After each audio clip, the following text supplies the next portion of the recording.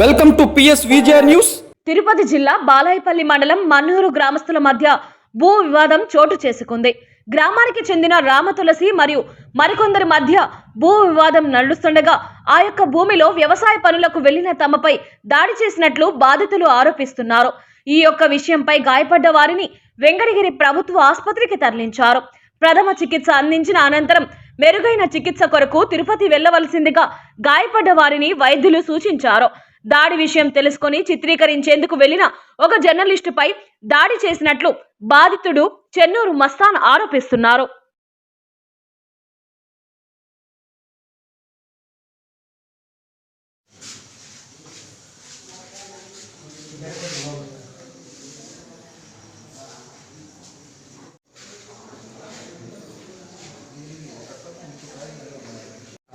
కాకుండా ఇంకేమైనా ఉన్నాయా?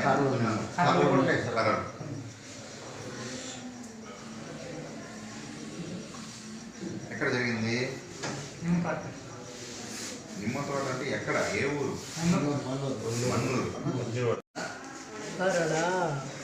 వేరే వాళ్ళు స్థలం గొడవ పెట్టుకుంటున్నారు. వాళ్ళు తీని పోయిన దానికి కొట్టారు సార్. ఎవరు కొట్టింది? జడపల్లి సురేష్, జడపల్లి బాబు, జడపల్లి వినయ,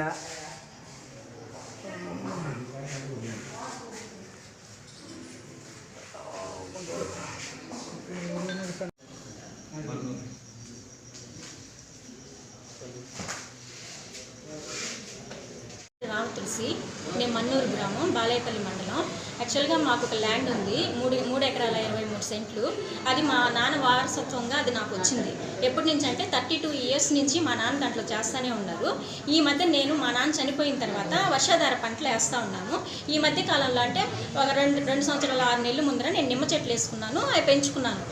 ఇప్పుడు వాళ్ళు ఏం చేస్తున్నారు, వాటిలో ఇవన్నీ కొట్టేస్తూ ఉంటే ఏంది అని చెప్పేసి అడగడానికి లోపలికి వెళ్తుంటే మేము ఫొటోస్ వీడియోస్ తీద్దామని చెప్పి వెళ్తూ ఉంటే ఆల్రెడీ అది కోర్టుకు కూడా ఇచ్చున్నాను. కోర్టులో ఏం చెప్పారంటే ఏది కానీ మా పిటిషన్ దారు ఎవరైతే ఉన్నారో వాళ్ళకి తెలియకుండా ఏది చేయకూడదు, దౌర్జన్యంగా దిగకూడదు అని చెప్పి కోర్టు కూడా ఆర్డర్ ఇచ్చింది ఎంఆర్ఓ గారికి.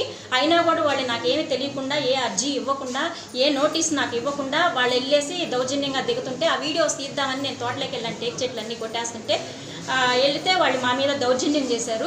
మా అమ్మని అయితే దుమ్ముగా కొట్టేశారు.